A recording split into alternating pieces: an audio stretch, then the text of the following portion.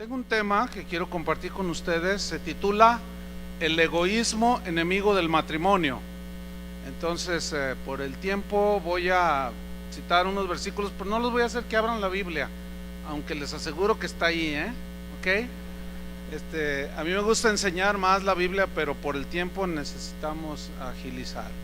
Entonces, voy a tomar como texto base Filipenses 2:4. El egoísmo enemigo del matrimonio. Filipenses 2:4 dice así: no mirando cada uno por lo suyo propio, sino cada cual también por lo de otros. Si notamos, este versículo que Pablo escribió a los filipenses está despojado totalmente de cualquier egoísmo. Jesús en Mateo 24:12 dijo una de las declaraciones más pues que nos deben de poner a pensar, porque él dijo: y por haberse multiplicado la maldad, el amor de muchos, ¿qué? Se enfriará. Vamos a buscar el mensaje de Jesús en este versículo que acabo de leer.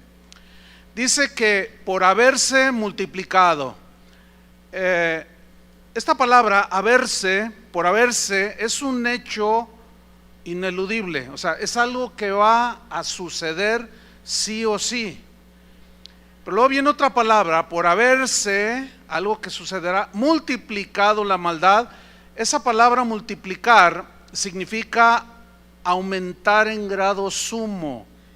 ¿Qué es lo que se iba a aumentar en grado sumo al final de los tiempos? La maldad. La palabra maldad aquí viene del griego anomia. Escuche la definición, según el diccionario, dice que anomia, que se traduce por maldad, es violación a la ley de Dios. Gracias. Violación a la ley de Dios, desprecio deliberado a los mandamientos de Dios, dice deliberados. Es la rebelión en contra de la voluntad conocida de Dios para establecer la nuestra propia. Esto implica vivir sin leyes que nos dirijan hacia lo justo y lo bueno. Eso significa maldad. Y por esa razón, por haberse multiplicado gente que no tiene ley de Dios sobre sus vidas, que hacen lo que les da su gana, por esa razón el amor de muchos, ¿qué? Se enfriará. Aquí la palabra amor sabemos esto, viene del griego agape, y agape es el amor cristiano. No es una experiencia emocional simplemente que nos viene de una manera espontánea, no. Es una decisión, es una conquista deliberada, es un logro de la voluntad del cristiano. O sea, el cristiano decide amar o decide odiar, decide perdonar o decide amargarse. Entonces el amor que dice aquí habla de la facultad de amar lo que no es amable, de amar a la gente que no nos gusta, ¿sí? Entonces fíjense que el cristianismo no nos pide que amemos a nuestros enemigos y a los hombres en general de la misma manera que amamos a nuestros familiares o a nuestros seres queridos, porque eso sería muy difícil, imposible, y además sería erróneo. No, lo que el cristianismo sí demanda es que tengamos en todo tiempo una buena actitud y una inclinación benevolente hacia el prójimo, en este caso hacia tu esposa, hacia tu esposo.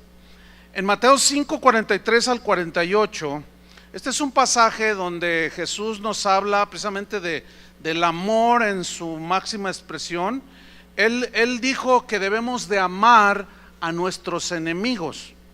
Muchas veces en el matrimonio, pues parece una incongruencia, pero así sucede, aunque viven en la misma casa, pero viven como enemigos. Entonces, fíjese, aquí Jesús está diciendo que debemos de amar a nuestros enemigos. ¿Para qué? Para que seamos como Dios en su carácter. Él dice en este pasaje, Él hace caer su lluvia sobre justos e injustos, sobre buenos y malos. Es decir, de una manera imparcial, Él derrama su bendición sobre todo ser humano.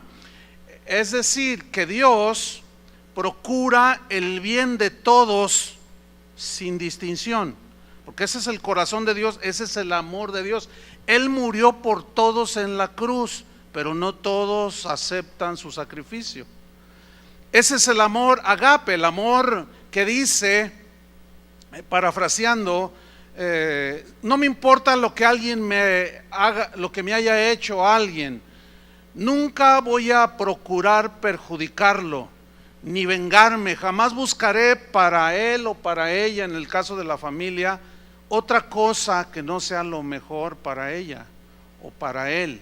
Entonces, agape es bondad en grado sumo, es benevolencia en grado sumo, es una deliberada convicción, es algo que yo decido tener, que resulta en una voluntaria forma de vivir. O sea, aplicándolo, yo decido amar a mi esposa con todo y sus errores, y ella decide amarme a mí con todo y mis errores y virtudes, y yo a ella con todas sus virtudes y sus errores. Porque esa es la enseñanza del amor. Si este amor se enfría, esto puede causar muchos problemas en el matrimonio. La falta de sometimiento a las leyes de Dios, nuestra rebeldía nos arrastra al camino contrario del amor. Y el camino contrario del amor, que el amor se da, lo contrario es el egoísmo.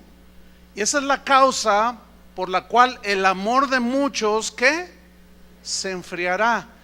Aquí la palabra enfriar en el griego significa soplar para enfriar algo que está calientito, ¿sí? Entonces aquí podemos aplicar que los vientos helados del egoísmo en algunos matrimonios, en muchos matrimonios, está soplando muy fuerte, ¿sí? Está enfriando el amor entre la pareja, entre los que están unidos en matrimonio, pero lo más triste, entre gente cristiana. Saben que la palabra hogar viene del latín que significa fuego. Eso significa hogar, habla de fuego, de algo cálido, algo agradable.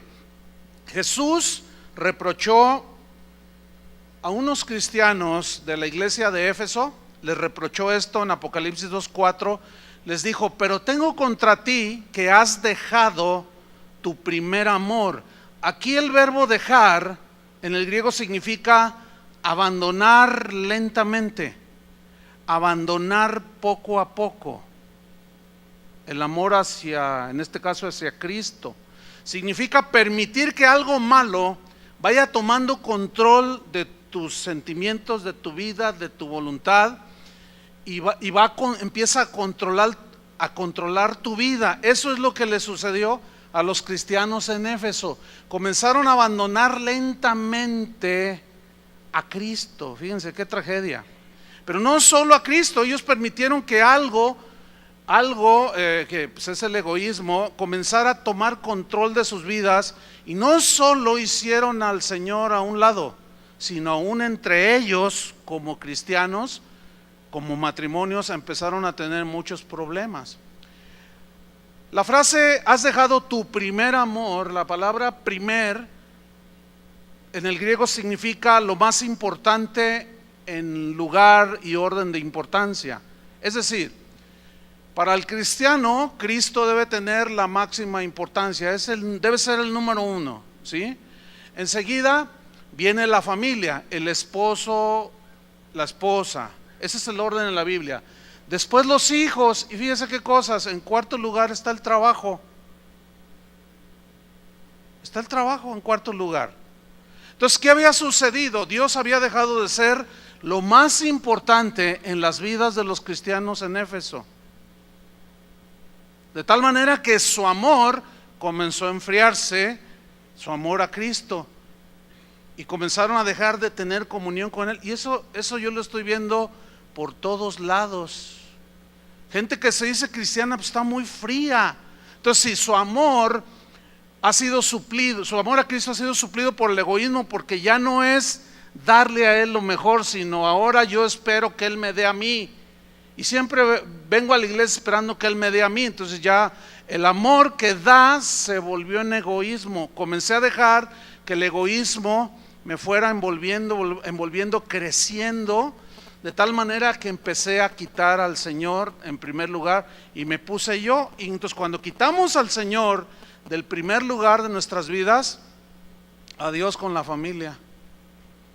Ya no hay alguna manera de poder rescatar la familia. Dios nos dice que Él debe ser el primero. El egoísmo está soplando en los corazones de muchos cristianos, está enfriando el amor por Dios, pero también está enfriando la relación matrimonial. Ya permitieron que otras cosas basadas en el egoísmo comiencen a tomar control de sus vidas. Entonces aquí viene una pregunta: ¿en qué lugar tienes a Dios? Otra pregunta: ¿en qué lugar tienes a tu esposa, a tu esposo, a tus hijos? ¿En qué lugar está tu trabajo? Hay muchos que le dan todo su tiempo, su esfuerzo, su aprecio al trabajo y pierden la familia. ¿Qué será más importante? La familia, según la Biblia. Y algunos dicen, pero es que si no trabajo, ¿cómo los alimento? Pero es que tienes que entrar en un equilibrio.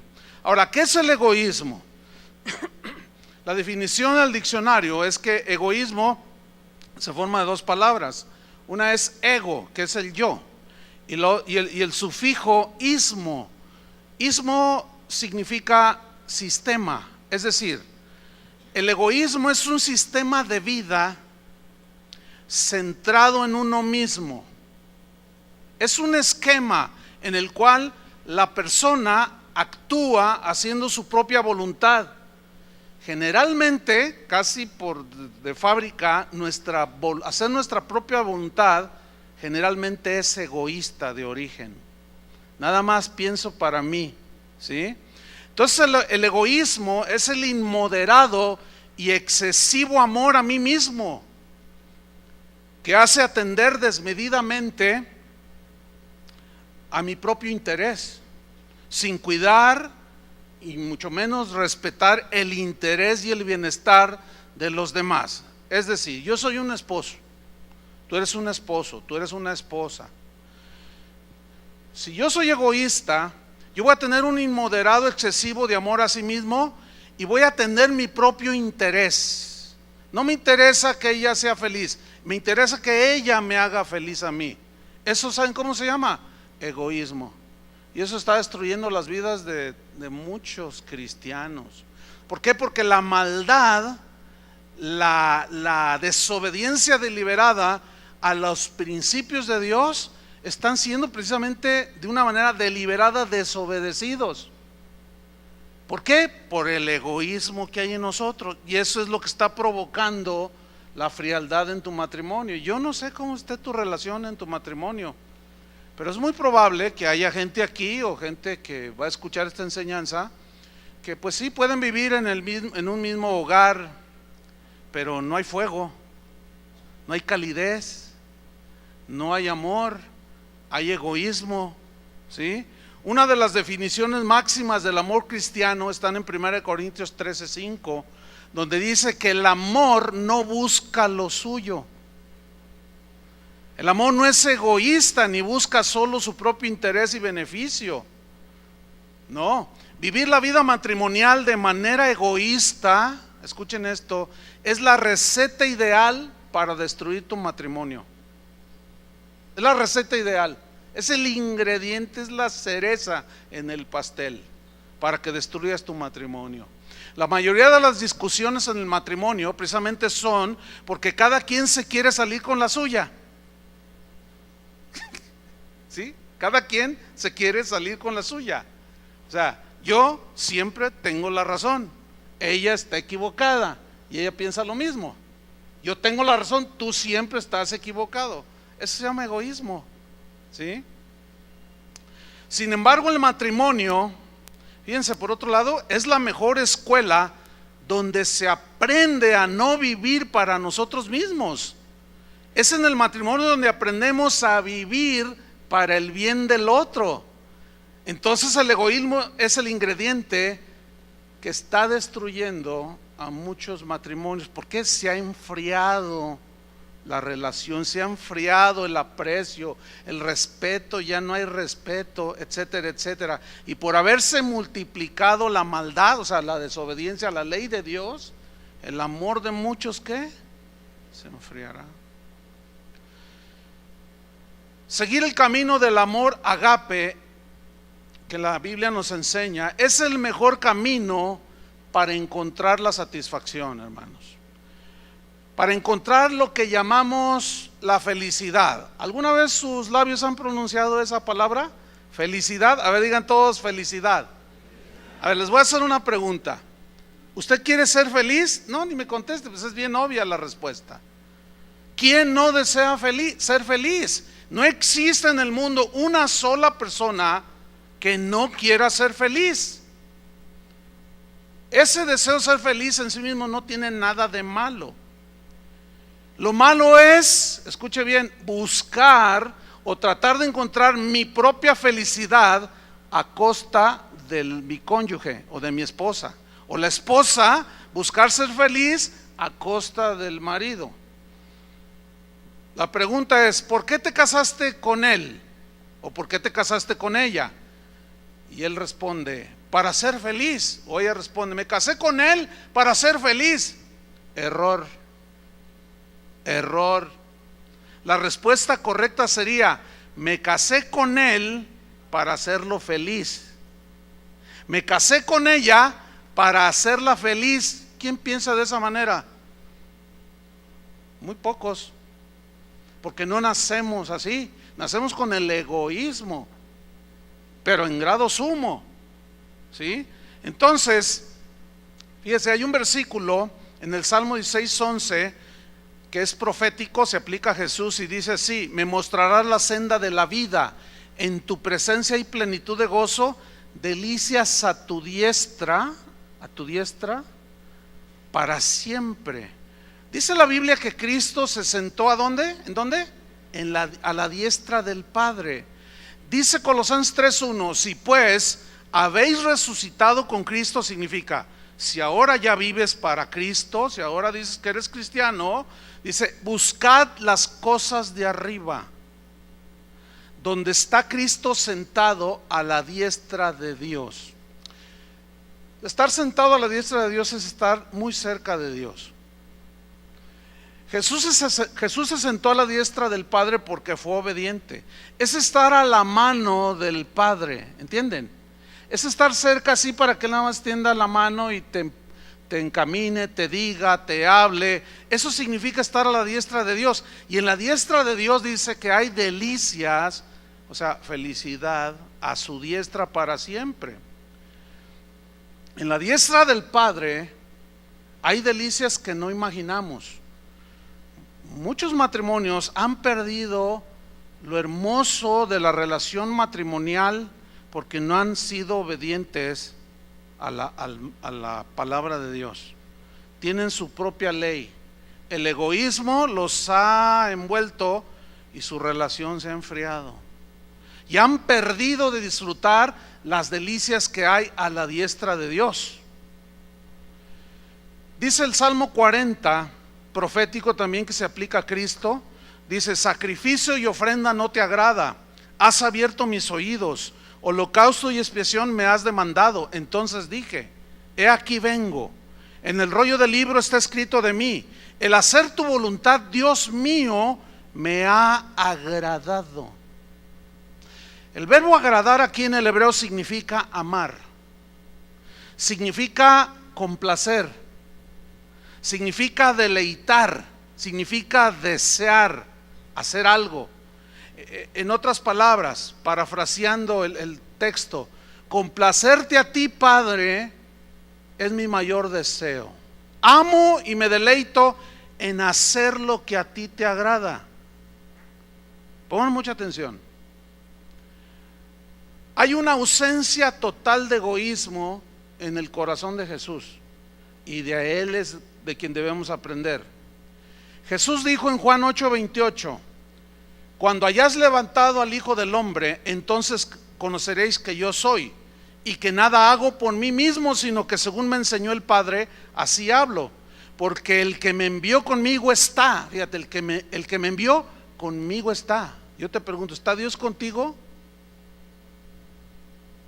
¿Por qué Jesús dijo, conmigo está? No me ha dejado solo el Padre, dijo. Por una razón, porque yo hago siempre lo que le agrada. Ese es un secreto que está revelado para los que amamos a Dios. ¿Cuántos aman a Dios? El problema está en la maldad, en la anomia, ¿entienden? En el querer hacer tu propia voluntad, el decir, ay, ya me hastié en el matrimonio, ya perdí el romanticismo de los primeros años. Claro, porque te volviste egoísta, porque dejaste que lentamente el egoísmo fuera ganando terreno y comenzaste a pensar nada más en ti. Si ella o él no llenaba tus expectativas, te fuiste desanimando. Ese es el gran error de muchos, que estamos esperando a que el otro me haga feliz para entonces yo poderlo hacer feliz, y no funciona así, hermanos. En otra versión dice, porque hago siempre las cosas que le agradan. Entonces, si yo quiero experimentar la verdadera felicidad, debo desear hacer las cosas que le agradan al Padre. Eso es porque Dios es primer lugar. Si yo quiero en realidad tener satisfacción en mi vida, en todas las áreas de mi vida, y experimentar lo que la Biblia enseña que es la verdadera felicidad, la verdadera satisfacción, entonces yo debo desear las cosas, hacer las cosas que le agradan a Dios. Miren estos versículos. Romanos 8:8 dice, y los que viven según la carne no pueden agradar a Dios. Vivir según la carne habla de vivir en el egoísmo, porque es la satisfacción mía nada más, no importa lo que los demás sientan. Entonces, quien vive en egoísmo no puede agradar a Dios. Ahora, si yo les hago una pregunta, ¿cuántos quieren hacer las cosas que agradan a Dios? ¿Qué me responderían? Uy, bien poquitos. Bueno, Jesús empezó con 12. Por ahí puede haber un poquito más de 12. Pero miren este versículo, escúchenlo. 1 Corintios 7:33 dice, pero el casado tiene cuidado de las cosas de este mundo. Aquí mundo no implica lo malo, sino las cosas cotidianas y naturales de la vida. El casado tiene cuidado de las cosas de este mundo, de cómo agradar a su mujer. Eso dice ahí, 1 Corintios 7:33. Lo que nos está diciendo es, si de verdad tú quieres agradar a Dios, despójate de tu maldad, de hacer tu voluntad, de tu egoísmo. Y mira lo que dice aquí, que el casado tiene cuidado de cómo agradar a su mujer. ¿Cuántas veces, tápense los oídos los varones, cuántas veces, señoras, nos dicen cosas, es que no me gusta esto? ¿Así es con ustedes también? Aprovechense ahorita, señoras. ¿Y qué hacemos los varones? ¿Qué no dice allí? Que nosotros debemos buscar ¿qué? Agradar a nuestra. Eso dice la Biblia. Por eso no les funciona a algunos. Por eso están como están algunos. Algunos ya hablan de divorcio por egoístas. Si no le paran a algunos, van a terminar mal. La historia de siempre. La historia de siempre. Fíjate lo que dice el versículo 34. Hay asimismo diferencia entre la casada y la doncella. La doncella tiene cuidado de las cosas del Señor, para ser santa sin cuerpo como en espíritu. Pero la casada, y aquí ya pone el equilibrio, tiene cuidado de las cosas del mundo, de cómo agradar a su marido. Ah, ¿verdad? Entonces ya estamos a mano. Porque también hay cosas que yo le digo a mi esposa que no me gustan, como ella también me dice cosas que no le gustan que yo haga, que yo me comporte, que yo reaccione. Y si la demanda es justa y nosotros de veras queremos agradar el corazón de ella, porque agradando el corazón de lo que ellas nos dicen que les desagrada o que les agrada, estaremos agradando a Dios. ¿Me expliqué? Entonces, si yo sé que yo estoy agradando a Dios, estoy agradando a mi esposa, ¿saben qué va a ser la consecuencia? Satisfacción. ¿Por qué? Porque la voy a ver feliz. Y dando es como ¿qué? Como recibimos. Es totalmente lo contrario a lo que se hace en el mundo. Fíjense que las escrituras por todos lados nos enseñan a no ser egoístas. Por ejemplo, Pablo a los romanos les dijo en el capítulo 15, 1 al 3, dijo: así que los que somos fuertes en la fe, con convicciones sólidas, debemos de soportar las flaquezas de los débiles y no agradarnos a nosotros mismos. Cada uno de nosotros agrade a su prójimo en lo que es bueno, para edificación.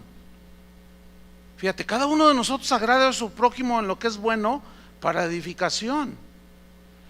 Porque ni aun Cristo se agradó a sí mismo. Eso dice la Biblia. Esas escrituras están totalmente vacías de egoísmo. Entonces fíjate, tú puedes estar a la diestra de Dios, disfrutar las delicias de estar junto a Él, te van a llenar de felicidad, de satisfacción, siempre y cuando, escuchen, te despojes de tu egoísmo y empieces agradando a Dios y a tu esposa y a tu esposo. No hay otra. Por más oración que le pongas y ayunes 40 días, 40 noches, haz lo que te da tu gana y no te va a resultar nada. Por más pañuelos ungidos que te embarren ahí, por más aceite que te unjan, no, es obediencia a Dios. Así es como funciona el asunto. Entonces fíjense, la gran mayoría de la gente, incluyendo a muchos cristianos, le damos más importancia a querer ser felices que a querer ser como Cristo. Ese es un error. Y esa es precisamente la evidencia de que somos egoístas, porque pensamos solo en nuestro propio bienestar. Primero me aseguro yo y los demás que se rasquen con sus uñas. Ese es un vil egoísmo. Muchos cristianos que van a las iglesias van solamente para obtener las cosas que los hagan sentir felices, que Dios les dé y que ellos se sientan felices y contentos. Muy pocos van buscando la voluntad de Dios, conocer la voluntad de Dios para hacerla y de esa manera agradar a Dios. Cuando tú vienes a la iglesia o vas a la iglesia, ¿a qué vas o a qué vienes?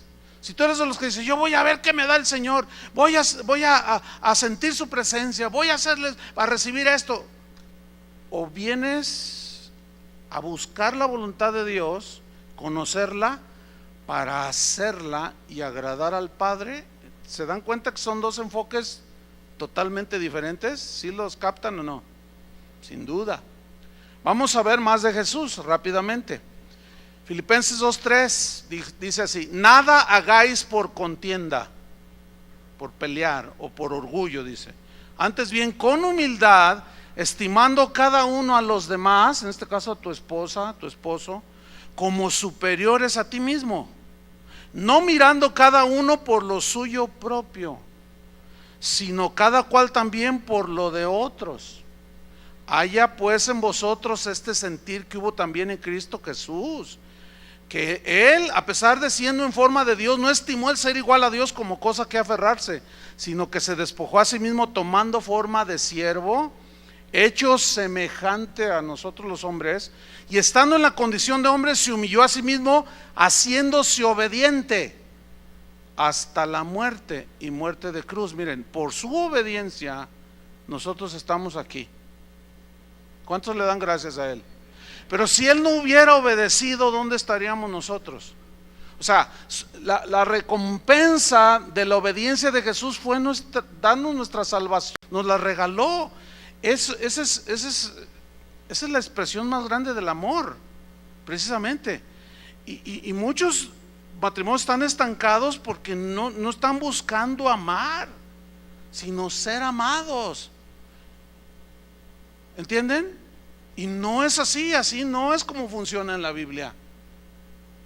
Sin duda que no. En otra versión, en la Biblia al día, esos mismos versículos dicen así: nada hagáis por egoísmo. Esto es todavía más claro.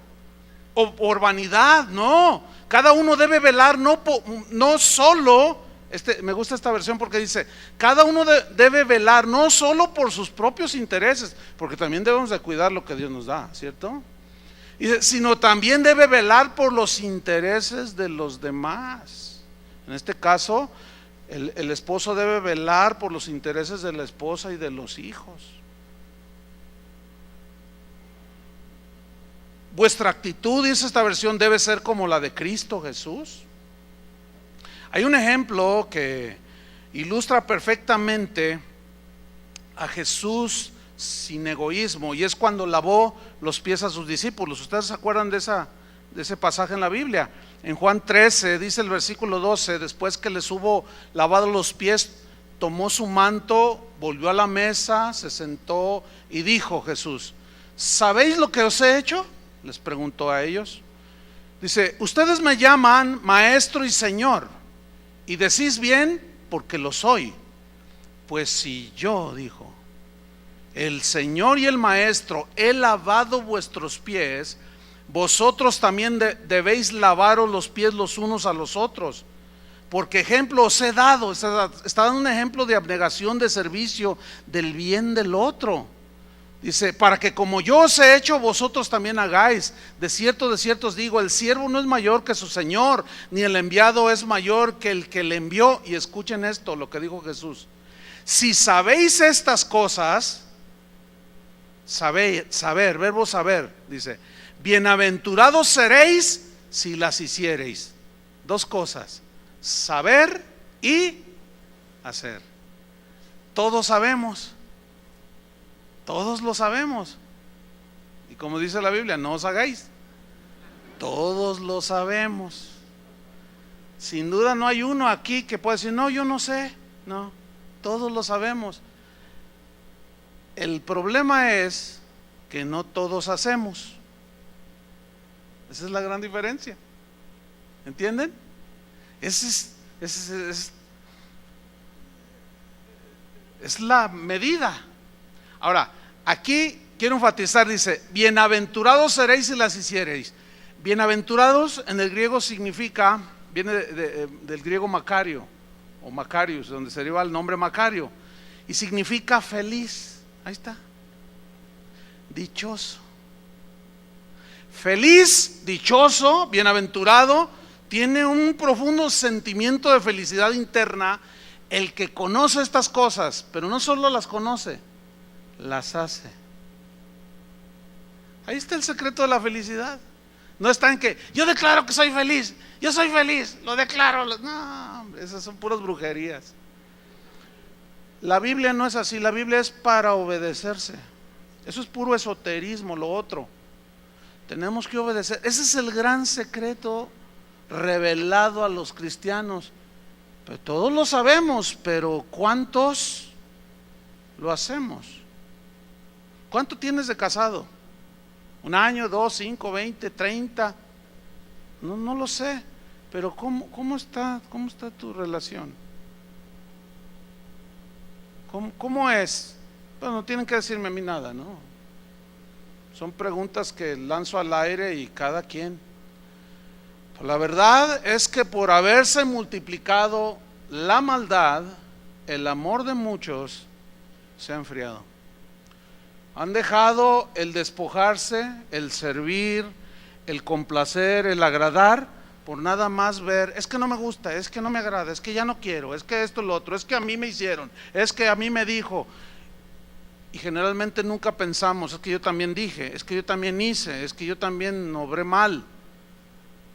Egoísmo. Entonces, para irnos sobre el final, la paradójica verdad es que jamás vas a ser feliz si tu primera preocupación es ser feliz. ¿Entendiste eso? Lo voy a repetir. La paradójica verdad es que jamás vas a ser feliz, no vas a experimentar las delicias de la diestra de Dios si tu primera preocupación tuya, tu egoísmo, es precisamente ser feliz. Hay una historia que fue cantada aquí, la del hijo pródigo, que es una historia libre de egoísmo de una manera impresionante. Vean la doctrina de Jesús. Esto es el cristianismo, Dice que un intérprete de la ley se levantó y dijo para probar a Jesús: Maestro, ¿haciendo qué cosas heredaré la vida eterna? Y vida eterna habla de dicha eterna, felicidad eterna. Dice, él le dijo: ¿qué está escrito en la ley? ¿Cómo lees? O sea, significa, ¿qué entiendes? Aquel respondiendo dijo: bueno, leo y entiendo. Amarás al Señor tu Dios con todo tu corazón, con toda tu alma, con todas tus fuerzas, con toda tu mente, y a tu prójimo como a ti mismo. Y le dijo: bien has respondido, haz esto y vivirás. El verbo vivir allí viene del griego zoe, que significa la misma clase de vida que Dios tiene. Y dice que Dios a su diestra hay delicias. Pero él dice, queriendo justificarse a sí mismo, ahí está el egoísmo. Siempre nos queremos justificar. Es que yo le fui infiel porque ella miró al artista fulano. No inventes. Es que yo hice esto porque ella, es que yo hice esto porque él. Siempre justificándonos. Yo por eso soy cristiano, porque la doctrina de Jesús me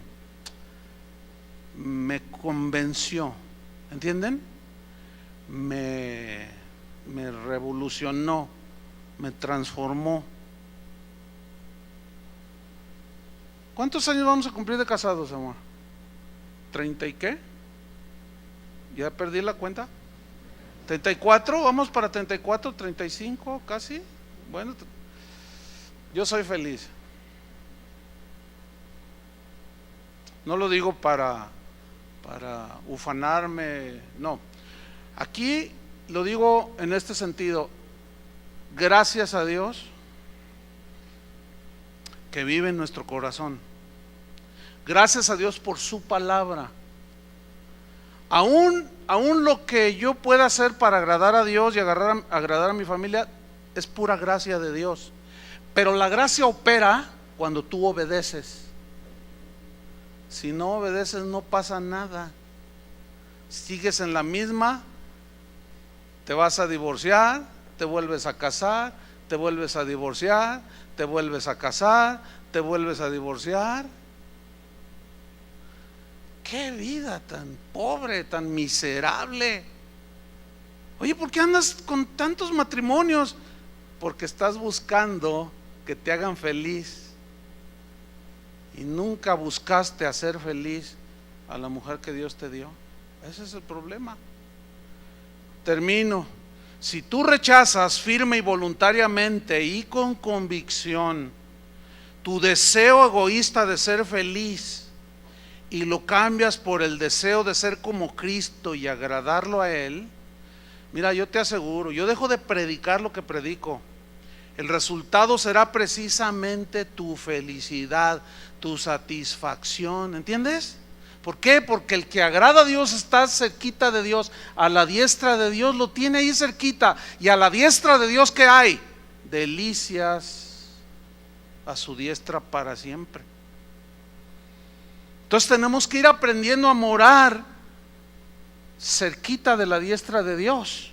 ¿Cómo es que aprendemos a vivir cerca de la diestra de Dios?